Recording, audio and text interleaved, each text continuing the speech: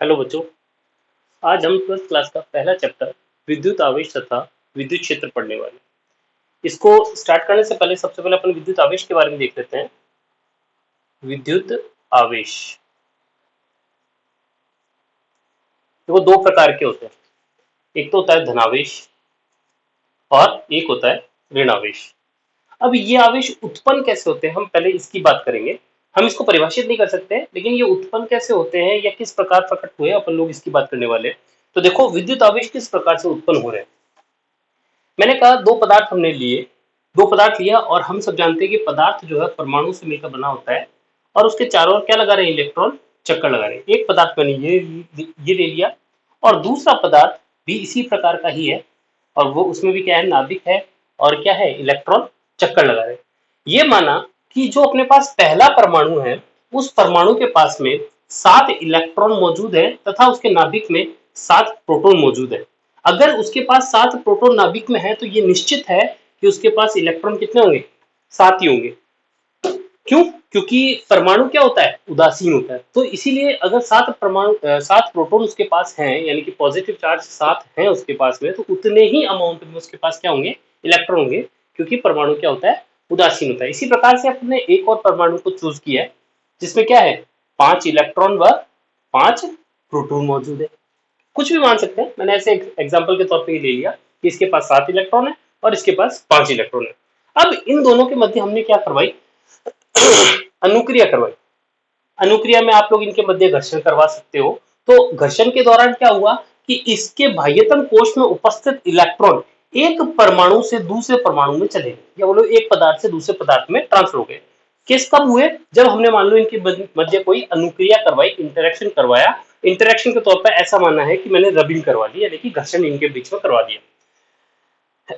Electron क्या हुआ, एक परमाणु से उठकर दूसरे परमाणु पे चला गया। ऐसी कंडीशन में अनुक्रिया के पश्चात, ये बात तो थी अनुक्रिया से पूर्व की, और अब जो मैं बात करने वाला हूं अनुक्रिया के पश्चात। तो अनुक्रिया के पश्चात अब इसमें इलेक्ट्रॉन कितने बचे, मैंने कहा 6 इलेक्ट्रॉन, एक इलेक्ट्रॉन ट्रांसफर हो गया। इसी प्रकार इसकी अगर मैं बात करूं तो इसके पास भी कितने इलेक्ट्रॉन बचेंगे, 6 इलेक्ट्रॉन। और यहाँ पर प्रोटॉन कितने मौजूद थे, 7 प्रोटॉन, और इसके पास कितने प्रोटॉन है, 5 प्रोटॉन। तो अब हम जानते हैं कि यहाँ पर 6 इलेक्ट्रॉन जो है वो 6 प्रोटॉन को तो बैलेंस कर देंगे, परंतु यहाँ पर क्या बचेगा, एक प्रोटॉन और बच जाएगा। उस प्रोटॉन के बचने की वजह से ये जो है वो कैसा हो जाएगा, धनावेशित। ये क्या है, परमाणु है। परमाणु क्या हो जाएगा, धनावेशित। ये पहले न्यूट्रल था, लेकिन इलेक्ट्रॉन के ट्रांसफर की वजह से इसके ऊपर क्या आवेश आ गया, धनावेश। और इसकी अगर मैं बात करूं तो इसके पास 5 प्रोटॉन है और 5 इलेक्ट्रॉनों को ये बैलेंस कर देगा, संतुलित कर देगा, और एक इलेक्ट्रॉन इसमें शेष रह जाएगा, जिसकी वजह से ये दूसरा जो परमाणु है यहाँ पर क्या आ जाएगा, इसके ऊपर ऋणावेश आ जाएगा। मेरी बात समझ में आई। इस प्रकार से एक परमाणु जो पहले उदासीन था, अनुक्रिया करवाई, अनुक्रिया के पश्चात उसके ऊपर, एक के ऊपर धनावेश आ गया और एक के ऊपर ऋणावेश आ गया। ये मैं अभी तुमको बता रहा था क्या, कि आवेश कितने प्रकार के होते हैं, दो प्रकार के होते हैं, एक होता है धनावेश और एक होता है ऋणावेश। इतनी बात आपको शायद समझ में आ गई होगी, कोई दिक्कत। आगे देखो,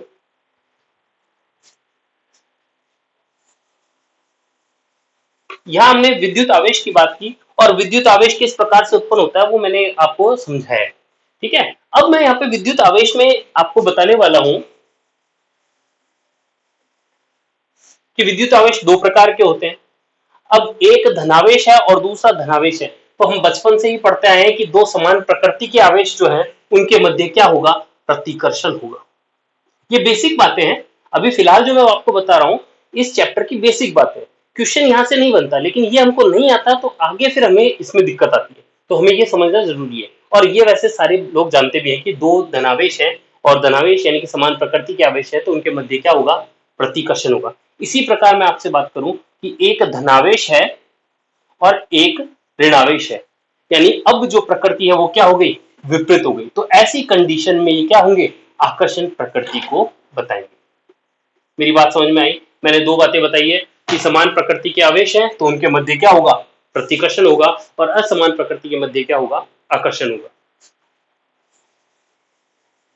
इसके अलावा भी आपको छोटी सी बात बताऊंगा, लेकिन ये जो बताने वाला हूँ ये कई पुराने जमाने के टाइम पर किसी बढ़िया एग्जाम के में क्वेश्चन भी पूछे गए हैं। जैसे आवेश के बारे में जब भी बात चलती है तो ये एक विशेष चीज है।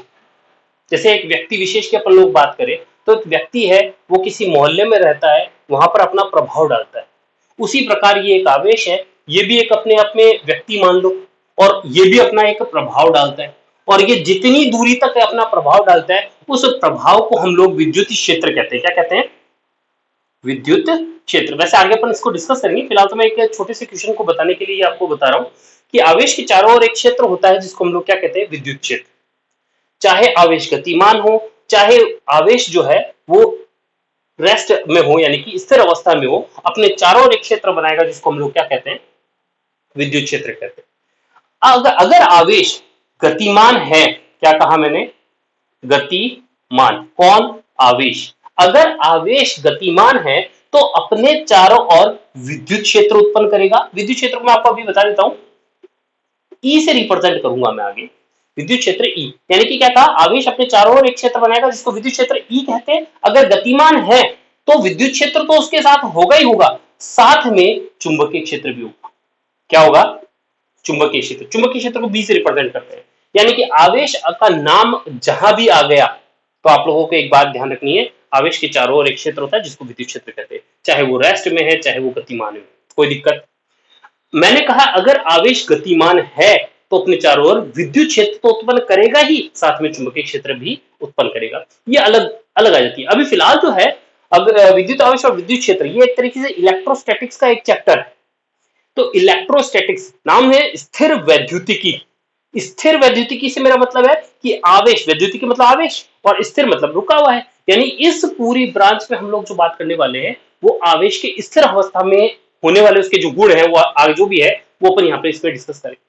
यहां पर अपन कभी भी ये नहीं बोलेंगे कि आवेश क्या है? गतिमान। मेरी बात समझ में आ रही है? क्या कहा मैंने?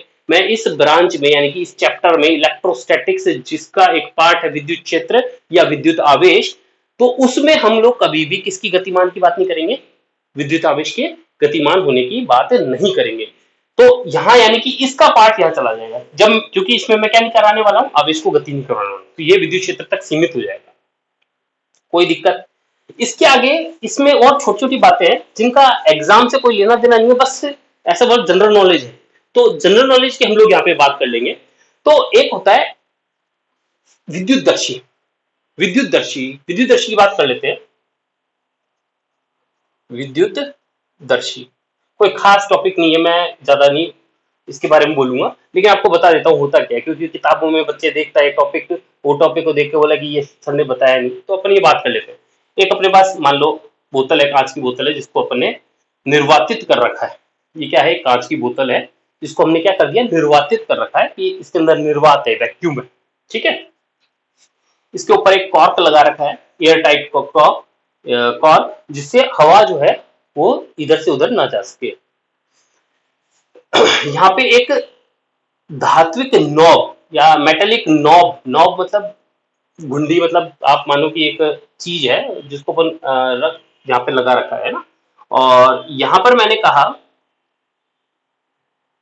या तो आप इसके, अगर ये मुलायम है तो इसके दो चीरे कर, इसमें से एक चीरा लगा दो ताकि ये दो हिस्सों में पड़ जाए, या फिर आप इसके दो पत्तियां लगा दो। जैसे स्वर्ण पत्र यहाँ पर अपन लगाए थे, सोने की पन्नी अपन या सोने के पत्र अपन यहाँ पे लगाते हैं।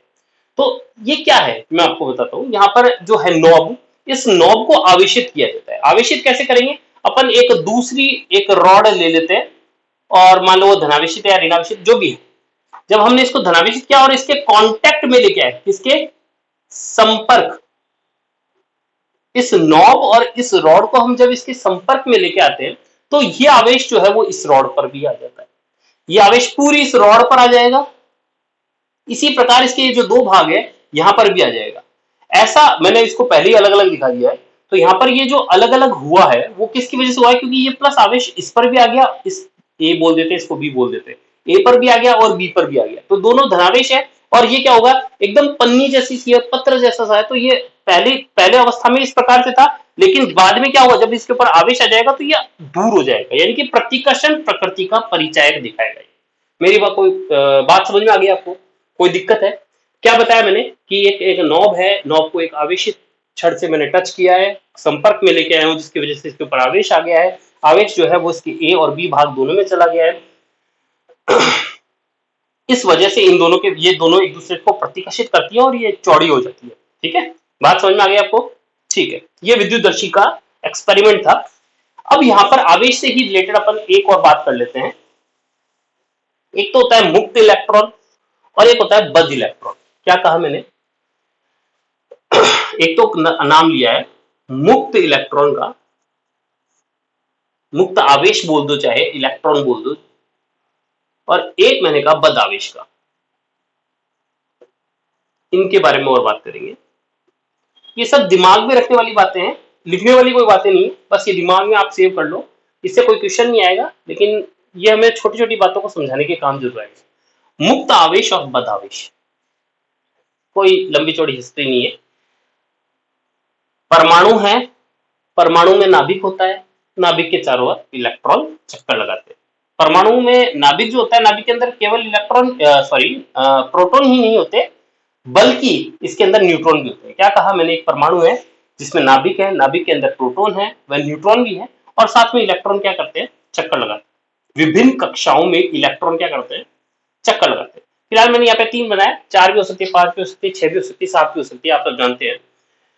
अगर मैं यहां बात करूं नाभिक के पास वाले कक्षा की, तो इसमें उपस्थित जो इलेक्ट्रॉन है वो इस नाभिक से प्रबल आकर्षण बल से, इससे प्रबल आकर्षण बल से बंधा हुआ रहता है। कौन? नाभिक के समीपवर्ती कक्षा में उपस्थित इलेक्ट्रॉन क्या इस नाभिक से प्रबल आकर्षण बल से बंधा हुआ रहता है। इस आवेश को हम लोग क्या कहते हैं? बद्ध आवेश कहते हैं। क्या कहते हैं? बद्ध आवेश। किसको? नाभिक से जो प्रबल आकर्षण बल से बंधा हुआ रहता है।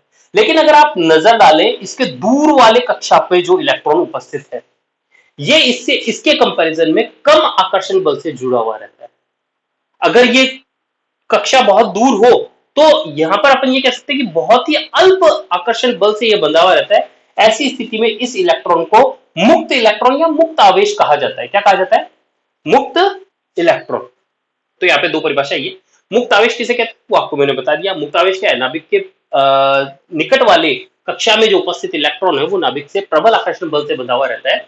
उस आवेश या उस इलेक्ट्रॉन को हम क्या कहते हैं? मुक्त आवेश या मुक्त इलेक्ट्रॉन कहते हैं। सॉरी, जो निकट पे होता है वो तो होता है बद्ध आवेश या बद्ध इलेक्ट्रॉन, और जो दूर वाली कक्षा में होता है उसको हम लोग क्या कहते हैं? मुक्त आवेश या मुक्त इलेक्ट्रॉन। कोई दिक्कत? अब जिस परमाणु में मुक्त आवेश उपस्थित हैं, यानी कि आसानी से इलेक्ट्रॉन मुक्त होने की कंडीशन है, तो ऐसी कंडीशन में वो विद्युत का चालक हो जाएगा। मेरी बात समझ आ रही है क्या? कोई परमाणु ऐसा, कोई पदार्थ ऐसा जिसके अंदर मुक्त आवेश बहुसंख्यक यानी बहुत सारे पाए जाते हैं, संख्यात्मक रूप से बहुत अधिक मिलते हैं, तो वो जो होता है वो क्या होता है? क्या होता है? वो होता है विद्युत चालक। वो पदार्थ जो होगा विद्युत का चालन करेंगे, इसीलिए उसको विद्युत चालक या सुचालक कहा जाएगा। कोई दिक्कत?